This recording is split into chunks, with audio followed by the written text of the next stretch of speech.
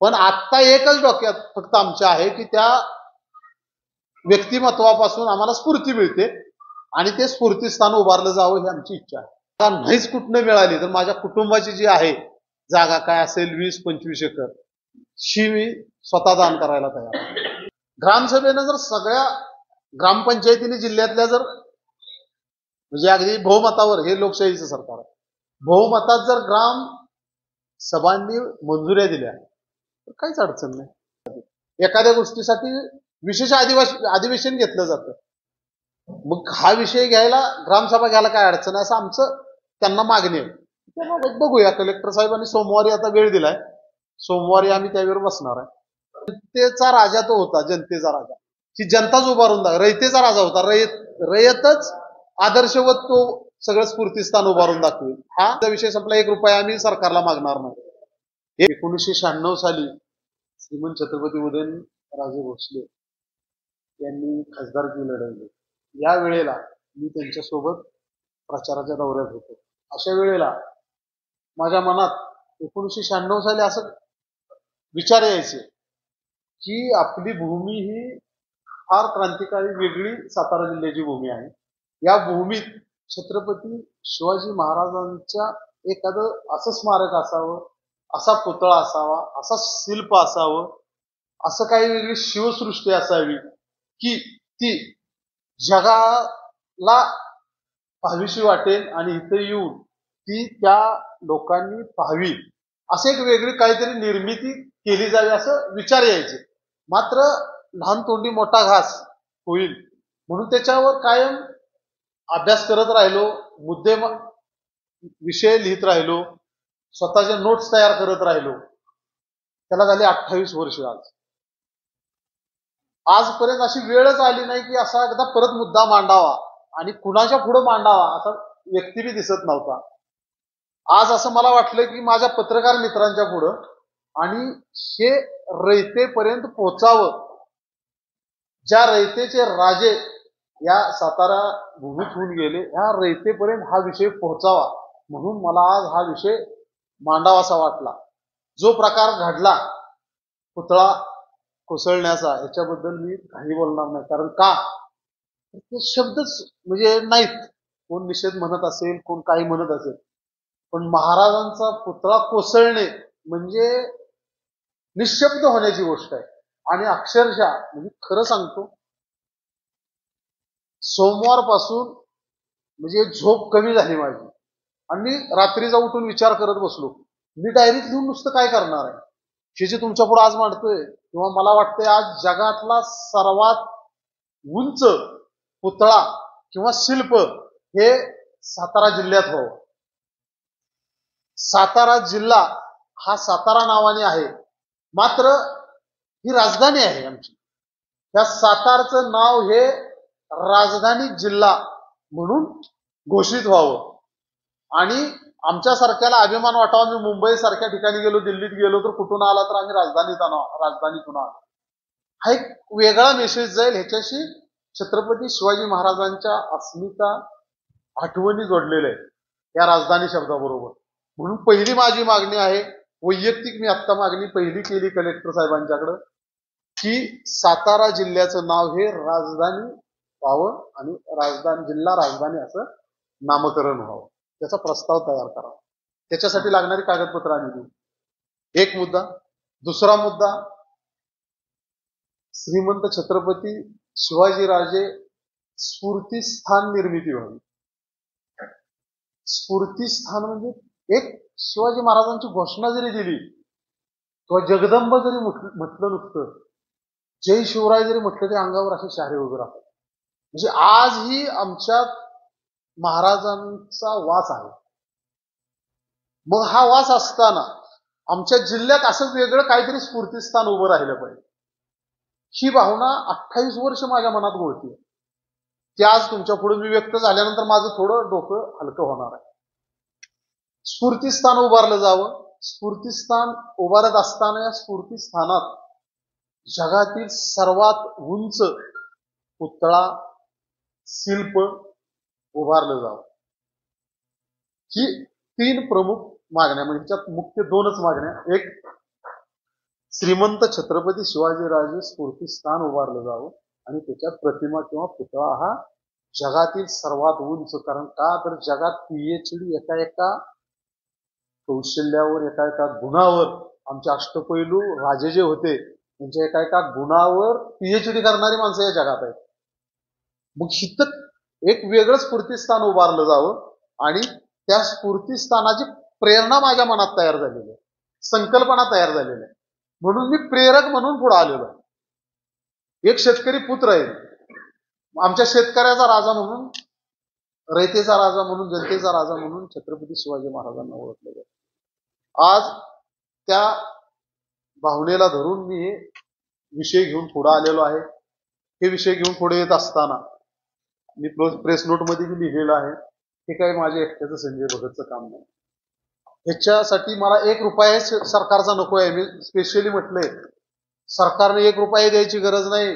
आमच्या जनतेच्या राजाचा स्फूर्तीस्थान हे जनता कशा प्रकारे उभी करते आदर्शवत, हे आमच्यातून एक वेगळी प्रेरणा घेऊन आमची जनता ही उभी करेल.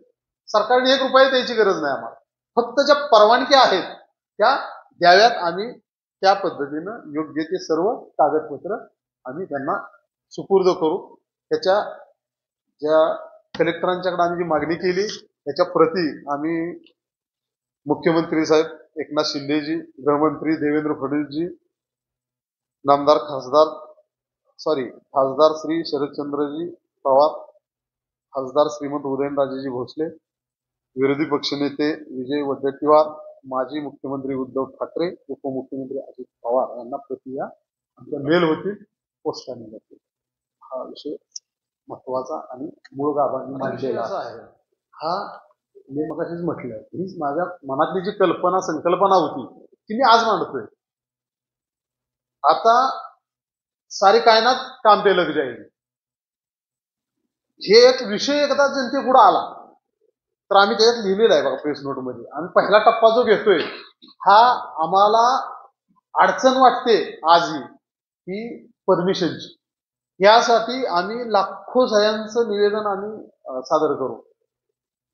पहिला मुद्दा हे आमचा पहिला टप्पा असेल. त्याच्यानंतर आमचे समन्वयक नेमले जातील आणि अतिशय महत्वाची म्हणजे समिती आम्ही गठीत करू. जी नाव दिलं आम्ही यांना श्रीमंत छत्रपती शिवाजीराजे स्फूर्तीस्थान, ह्याची एक समिती गठीत केली जाईल आणि काम पुढे चालू होईल. तुमचे जे प्रश्न आहेत ह्याच्यावर आता विषय असा आहे, अतिशय तुमचा महत्वाचाच प्रश्न आहे आणि हा मला अपेक्षित होता. अतिशय महत्वाचा विषय आहे की आम्ही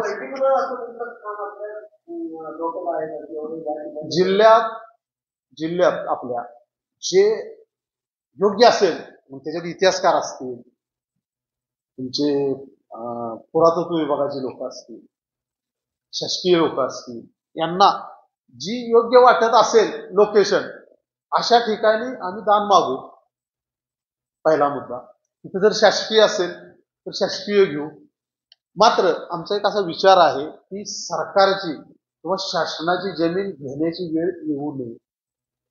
कारण का सरकार बदलली जातात आणि त्याच्यावर वेगवेगळे विषय तयार होतात. त्यापेक्षा आम्ही वेगळ्या पद्धतीनं पुढे जाऊन त्या जमिनीचं म्हणजे अगदी अधिग्रहण म्हणा किंवा दान घेणं अशा प्रकारची एक संकल्पना आहे आमच्यात. की आम्ही आता समिती गठीत करू. समिती गठीत करून त्याच्यावर तो हे करणार आणि स्फूर्तीस्थान जे म्हणतोय आम्ही त्याच्यात एक छोटस म्हणजे माझ्या कल्पनेतलं मी सांगतो तुम्हाला. एक तर मुद्दा सांगितला पुतळा किंवा शिल्प, आणि अतिशय महत्वाचं म्हणजे छत्रपती शिवाजी महाराजांचा जो प्रतिमा म्हणूया जे असेल ती सिंहासनावर बसलेली असेल, हे मात्र फायनल आहे. आणि ती कशी असेल काय असेल जो आता हे मिळेल आपल्याला, समिती गठीत होईल आणि त्याच्यानंतर आमचे काही टप्पे पार होतील. आमची कल्पना तर फार वेगळी आहे. महाराजांच्या म्हणजे उंचीला पोचण्याची आमची झेप आहे. मग ते साकार करण्यासाठी जनता काय म्हणते हा महत्वाचा विषय आहे. आणि दुसरा मुद्दा असा त्याच्यात की ह्याला म्हणजे कुणीही बाहेरच्यानी राजकीय रंग द्यायची गरज नाही. रयतेचे राजे आहेत, रयतेने त्यांना रंग द्यायचा. जो काही विषय आहे त्याला रयतेने रंग द्यायचा. आम्ही अक्षरशः जोडी घेऊन फिरू, कारण मुठभर मीठ घेऊन महात्मा गांधींनी सुरुवात केली. मला एक संकल्पना मी मांडलेली आहे आणि त्याला काय प्रतिसाद मिळतोय, समिती गठीत झाल्यानंतर काय होतंय, तुमच्यासारखी लोक जाणकार आहात, तुम्ही कसे मांडताय, त्याला कशी प्रसिद्धी देताय, ही ठरवली. साताऱ्याचं वैशिष्ट्य असं आहे की क्रांती जी घडली स्वातंत्र्य लढ्याची, त्याचं एक सेंटर एक सातारा होतं. मराठ्यांची राजधानी पण तीच आहे, चौथी राजधानी आहे आणि नैसर्गिक उतार असलेला एक शहर आहे ज्याला 350 वर्षाचा इतिहास आहे. त्याचं नाव बदलायचं ना, हे तुम्हाला कितपत पटतंय का, मला ते विचारायचं. नाही, पटतंय म्हणूनच गेलं की सातारा जिल्हा राजधानी व्हावं, याला अप्रुव्हल मिळणार. हा बघा, ग्रामसभेनं जर सगळ्या ग्रामपंचायतीने जिल्ह्यातल्या जर म्हणजे अगदी बहुमतावर, हे लोकशाहीचं सरकार आहे, बहुमतात जर ग्राम सभांनी मंजुऱ्या दिल्या तर काहीच अडचण नाही. नाही, आता आपण याच्यात वाचलं तर बघा, त्याच्यात स्पष्ट आपण म्हटलंय, ऐका हे आज मांडलं आपण, हा विषय आज मांडलाय. आम्ही कलेक्टरांना 10 दिवसात तुम्ही एखादी तारीख देऊ शकताय का अख्ख्या जिल्ह्याच्याच ग्रामसभा घ्यायला, असं म्हटलंय. हा, तुमच्यापर्यंत विषय मांडला आम्ही आणि जिल्ह्यातल्या एक तारीख डिक्लेअर करावी असं आम्ही कलेक्टरना म्हणतोय. त्या दिवशी ग्रामसभा घ्याव्यात स्पेशल याच्यासाठी, एखाद्या गोष्टीसाठी विशेष अधिवेशन घेतलं जातं. मग हा विषय घ्यायला, ग्रामसभा घ्यायला काय अडचण आहे असं आमचं त्यांना मागणी आहे. बघूया, कलेक्टर साहेबांनी सोमवारी आता वेळ दिला. आमचा जनतेचा राजा तो होता, जनतेचा राजा, की जनताच उभारून दाखव, रयतेचा राजा होता. रयतच आदर्शवत तो सगळं स्फूर्तीस्थान उभारून दाखवेल. हा एक मुद्दा झाला, निधीचा विषय संपला, 1 रुपया आम्ही सरकारला मागणार नाही. एक दुसरा मुद्दा, जागा नाहीच कुठनं मिळाली तर माझ्या कुटुंबाची जी आहे जागा, काय असेल 20-25 एकर, शी मी स्वतः दान करायला तयार आहे. हा एक मुद्दा तुम्हाला सांगतो. पण हे स्वरूप काय घेते आणि इतिहासकार, मी मगाशी सांगितले, इतिहासकार किंवा शासकीय पुरातत्व विभाग, ह्या जे लोक आहेत, हे परमिशनसाठी कुठलं लोकेशन निवडतात. आम्ही काय केलंय, त्याच्यात ग्रामसभा व ग्रामपंचायत ठराव असं म्हटलंय. मग ते ठराव बी देऊ शकते ग्रामपंचायत. त्याच्यासाठी उत्स्फूर्तपणे जर असं वाटलं ग्रामस्थांना की आपण ग्रामसभा घेऊया, तरी घेऊ शकतील. पण आम्ही पहिल्यांदा प्रशासनाला तर विनंती केली, तुम्ही 10 दिवसात एखादी तारीख देऊ शकताय का. जर दिली तर एकाच दिवशी जिल्ह्यात जर ग्रामसभा झाली एका विषयावर ह्या, तर एक फार वेगळा एक विषय सुद्धा होऊन जाईल तो.